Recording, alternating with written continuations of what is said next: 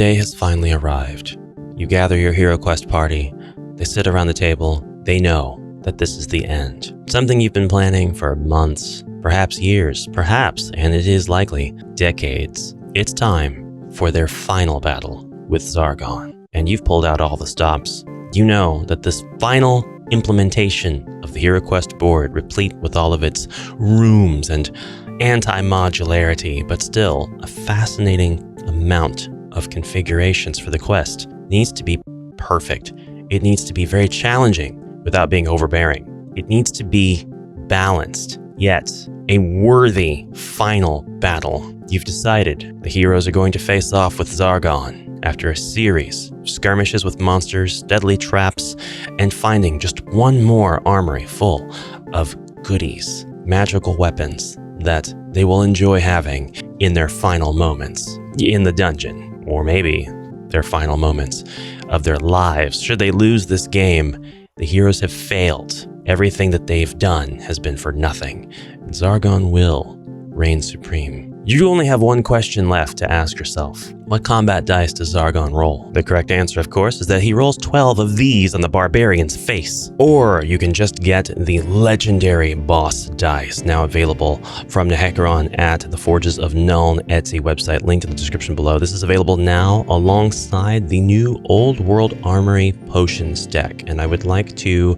show you both of these things in this video today. The Potions deck is, well, as you'd expect, a deck of consumable potions for the Old World Armory, which is a deck of cards that optionally utilizes the Power Dice homebrew expansion from the Forges of Nuln. And it's one of my favorite things from any homebrew creator because I just love the concept of the Power Dice so much, and I think that the accompanying deck is one of the best ways to use it. But the original Old World Armory deck lacks consumables, and that's where the Potions expansion comes in. Now, the Potions deck is perfectly serviceable standalone because the usage of the power dice, if they are on the card, such as in the case of the Greater Power Potion, are optional, and you can just use normal dice in place of it if you don't have the power dice. So that makes this expansion even more accessible. You also don't really see a lot of those cards specify usage of the power dice anyway. A lot of them are just pretty vanilla. We'll set that aside for a second and address the legendary boss dice. If you have the power dice, you already understand the concept that they have a different configuration of faces than the classic HeroQuest combat dice. They provide more flexibility in giving enemies as well as heroes different possible combinations of attacks or defense, or other checks if you're using your combat dice for other types of checks other than combat and defense. For example, the standard HeroQuest combat die has 3 skulls, 2 white shields, and 1 black shield for a total of 6 faces. But combat dice might have 4 skulls and 1 white shield and 1 black shield, or some other variation of these 3 things, or even multiple symbols per face, so 2 skulls on 1 face, and then you've got 5 other faces that could have all kinds of other stuff. You can see where this concept is very powerful, very flexible, very customizable, and it's very easy to homebrew a new enemy. This werewolf sculpt, I think, is from White Werewolf Tavern, I think, and it's fairly old now. I 3D printed this off several years ago now. But let's say I wanted to homebrew this enemy in HeroQuest. I wanted him to use power dice because I wanted to make him especially dangerous. Well, I could talk about the power dice that already exist, or you could just go watch that video. I have an entire presentation of the Old World Armory and power dice combo, but I want to show you the legendary boss dice. So that's what I'm going to do. This werewolf enemy is going to roll just 1 of the legendary boss dice. So it could roll up to a maximum of 3 skulls, or it could roll a maximum of 3 black shields in defense, and that's because this dice configuration consists of 3 black shields, 2 white shields, 2 black shields, 2 skulls, 3 skulls, and 2 skulls. That's right, you have a die face with 3 skulls, as well as 3 black shields. This makes this die in particular potentially extremely dangerous. This is a set of 6, and it is what I would imagine Zargon to use in the final battle. Now, I've covered power dice before, but I will talk a little bit more about their flexibility. Let's say you don't want to use these specific dice for the entire attack. You don't have to, and in fact, I would recommend that you not. I would recommend that you use just standard combat dice. These are homebrewed regular combat dice. They have pretty high quality symbols engraved on them, and the dice themselves are kind of chalky and have rounded corners. They feel really, really great in the hand. This is one of the sets that are available, but there's 6 standard combat dice. Otherwise, they have the same configurations of faces as regular combat dice included with the base game of HeroQuest. And you could say that the enemy, in this case, is going to roll 2 standard combat dice and 1 legendary boss die. And that's going to give him a lot of potential power. But if the legendary boss dice misses, in other words, if it rolls something that's irrelevant to the action that the character is taking, that's a lot of potential out of the way. So if this was going to be an attack, it's 2 skulls that has been rolled, and this monster has a maximum potential of rolling 5 skulls. It could roll 2 skulls with these and then 3 skulls on this die. If it was rolling defense, it would actually have rolled one legitimate defense, but it has the potential of rolling up to 5 defense on these 3 dice. Okay, so as is the case with all things homebrew 6-sided dice, you could just use a regular D6. I feel compelled to tell you that if you're trying to save money, D6 are the most accessible power dice of them all. You can go to your local Dollar Tree and pick up a pack of 5 or 6 of these for $1.25 or $18 or whatever the dollar has inflated to at this point. And then you can just assign a number of pips to each combat die face. So 1 is a skull, 2 is a skull, 3 is a skull, 4 and 5 are white shields, 6 is a black shield. That's going to give you the exact same odds. It's giving you the exact same functionality. The only difference is now you're looking at pips, you're looking at numbers. The visual representation is gone, and it's not quite as fun. And every time I roll a d6, I feel sorry for a Warhammer player. You may not want my pity, but you do deserve it. Okay, Ash, but what if I want to roll multiple power dice and the standard white d6 aren't going to fulfill my needs then? Because what's the difference between a white power dice and a black power dice and a red power dice in terms of d6? What if I told you they made d6s in different colors? It's mind-blowing, right? Well, you can do things that way, and you could absolutely, it would be certainly 100% valid. Just go buy different colors of d6s and roll them. You don't even have to have that much, because the odds of you using 6 power dice of any color, of any type, for any monster is going to be fairly low. But I understand, bird in a gilded cage, we want the freedom, so I mean, why not get 6 of whatever color you want? Now, having said all that, that is just to increase the accessibility of the concept for anybody who wants these and cannot afford a set right now, and to remind everybody that at the end of the day, it is just a D6. But if you want the visual representation, if you like, in particular, the semi-translucent, I guess it is translucent, enough purple look with the gold flecks symbology, then this is going to be the dice set for you. And yes, your Zargon should roll 5 out of the 6, maybe 4 out of the 6. I'll tell you why that is. So you're going to have some very, very powerful attacks and defenses with this character. But Ash, it's the final battle. I know, I'm getting to that. I don't know why I'm doing the 67 to you. I profusely apologize. Your Zargon should either have a second phase, which introduces the other 2 dice, or your Zargon should have a spell they can cast to bring up their total dice, attack or defense, to 6, and then take them away again. So this is really, really threatening and very dangerous, but I mean, this is just even more threatening and dangerous, and why not? Why not? It's the final battle. But just doing some simple math, a little reminder here that you have the potential of rolling 18 skulls, and you have the potential of rolling 18 black shields. You also have the potential of rolling 12 white shields if that matters to anybody. So I don't know about you, but 18 skulls is enough to completely annihilate a hero. I mean, just no holds barred. All right, so I think one of the next questions might be, Ash, why, if I have a maximum of 3 black shields or a maximum of 3 skulls, why don't I just grab 3 combat dice and use that in place of 1 legendary boss die? And if you're using like 2 legendary boss dice, what's the difference between that and rolling 6 regular combat dice? And I gotta say, the odds are going to be skewed a little bit differently when you're using dice that have combined faces like this, because with these, yeah, technically you do have the same odds included in the total odds set of rolling the exact same amount of faces that you might roll on a single or 2 dice in this case. Like if I roll the maximum amount of black shields on these 2 dice, I could conceivably roll the maximum amount of black shields on these dice, but your odds of doing so are actually different because even though you could definitely roll 6 black shields here. I think that's like a 1 in 216 chance. You'll have to correct me if I'm mistaken below, but I have the chances and the odds out in an Excel file somewhere. I'm not going to refer to it right now.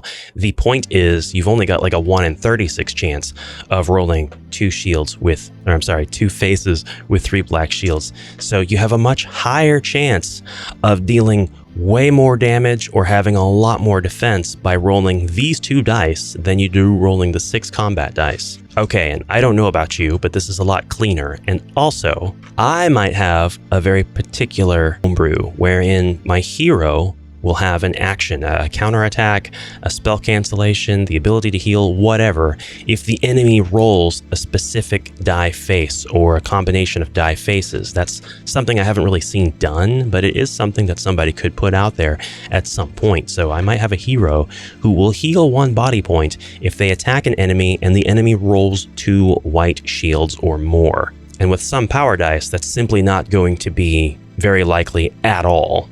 And with these power dice, well, it is actually likely if they land on the white shield die face. That's your 2 white shields right there. It's even more likely the more legendary boss dice you put in there. If you roll that, I don't have any white shields at all. That hero's not going to gain back any BP whatsoever. I'm just saying, you do have different odds between this and this. You have different things that could happen. This is not an analog to this. It's not the exact same thing. That's why the power dice are such a hit. I mean, that's looking past the obvious first reason that a single black power die might have 4 skulls on it, which already completely changes the configuration and the odds of rolling a skull or really anything else. Well, I guess it doesn't change rolling a black shield if there's still 1 black shield on the die, but it changes the odds from rolling a white shield from 33% down to 16.7 repeating percent. 16.67, 67, 67, 67, 67, 67. It all comes back in the end. That is the legendary boss dice.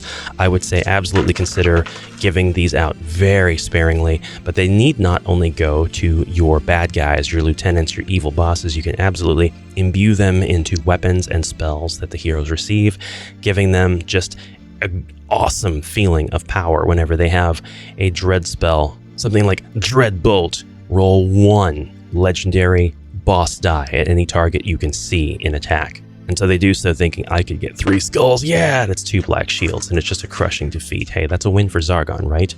It's time to look at the potions deck, and that's what we will do now. The potions items deck is the second expansion of the Old World Armory. It focuses on potions, tonics, and related items. Just shuffle the potions deck into your Old World Armory deck to use the cards in your campaign. And you absolutely can do that. You can keep this separate if you would like the potions to be separate completely from the rest of the Old World Armory. Perhaps you're going to a potion store and you just want to draw potions. And that's probably what I would do, but if you want to mix them up, they do have the exact same backs. They're indistinguishable once you've mixed them together. Obviously, very, very easy to pull back apart because these are potions and the rest of the Old World deck is weapons and armor. The cards in the deck become available to the heroes when they visit the merchant in between dungeons. Shuffle the deck, draw 5 cards. This is the selection of items the merchant has in stock at this time. Repeat after each dungeon. You could also have different merchants appear that would have different configurations, I know I like that word, don't take a shot every time I say it, of weapons and potions. So a particular merchant who only deals in weaponry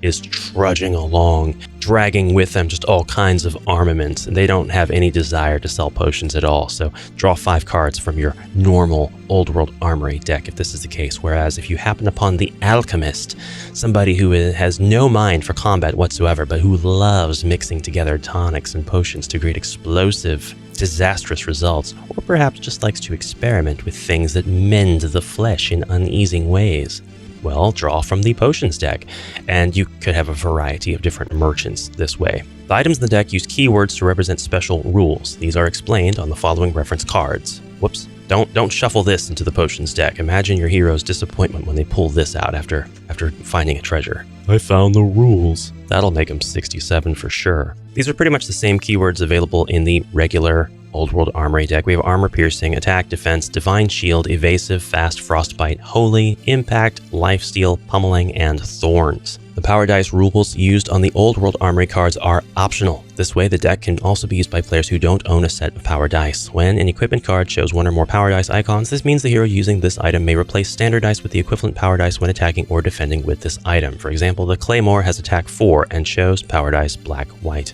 When attacking with this item, you may roll 4 dice, 2 standard dice, 1 black power die, and 1 white power die. And yes, the white power die are different from standard combat dice. This is going to be something that you come across way more frequently in the Old World Armory base deck, not the potions and tonics. But now it's time to look at the potions and tonics. We have the Lesser Defense Potion, which rolls a power dice of the gray. That's when defending, and this effect lasts 2 turns. The Lesser Potion of Dexterity, the Lesser Attack Potion, the Lesser Potion of Precision. I swear I went through this deck and I found way less power dice cards. The Lesser Power Potion.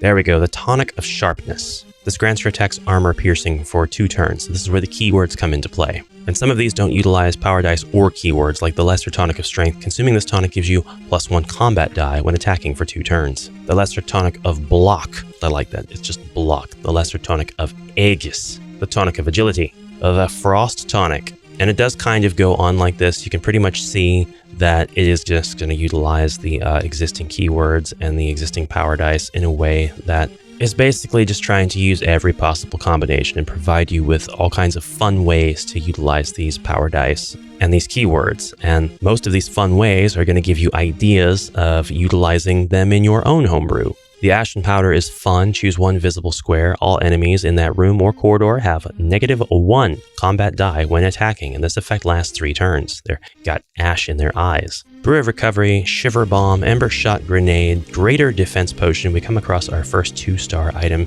When defending, you may use the following power dice. Now we have 2 power dice. The effect lasts 1 turn. The Greater Potion of Dexterity. Our minor tonics have become Greater Potions. The Greater Potion of Precision. The Greater Power Potion. The Greater Tonic of Strength. Hagaron has assured me that the artwork used on these cards is not generated by AI, which was important to me, but rather bought in an asset pack. So it's always good to see asset pack artists being helped out, being utilized. The Brew of Renewal, the Mindbreaker Drought, the Drought of Hermes, the Drought of Zephyr. This allows the user to roll an extra movement die and the effect lasts 3 turns. How you track these turns is up to you, however. The Winged Drought, the Phantasmal Drought. Brew of Sanity, the Memory Brew, regain 1 used spell. The Inferno Grenade, the Scatterfire Grenade. Then we have our first 3-star, the Drought of Frenzy. You can attack twice this turn only. The Miracle Brew, restore all lost body and mind points. The Potion Bag. When drinking a potion, roll 1 combat die. When you roll a white shield, the potion is not consumed and can be used again. The Amulet of Metabolism. Increase the duration of all potion effects by 1 turn. The Ring of Metabolism. The Cursed Elixir of Vitality. You can permanently gain 1 body point, but permanently lose 1 mind point. If you drink this, remove the card from the game. The Cursed Elixir of Psyche does the exact opposite. Then we have our 4-star cards, the Elixir of Vitality and the Elixir of Psyche. This allows you basically to permanently gain 1 body point, 1 mind point respectively. Remove the cards from the game after drinking them. That's the rules as written. What you do with your homebrew, how you flavor this, is up to you. I pass no judgment. Definitely check out the Old World Armory and check out the Forges of Nulns dice sets. They're really, really good feeling sets of dice, and they provide options for your different heroes to have their own custom sets at the table. Make sure you subscribe if you like content like this, and make sure you comment down below and like the video. It helps out the channel more than you could possibly know, because that's how the algorithm works. It will take the video and say, hey, this nerd likes it. I should probably try to show this to more nerds like that nerd. And I'm trying to reach all of my fellow nerds in this manner. Until next time, brave heroes, thank you so much for the kind attention. I will see you in the next exciting adventure. So until then, farewell for now.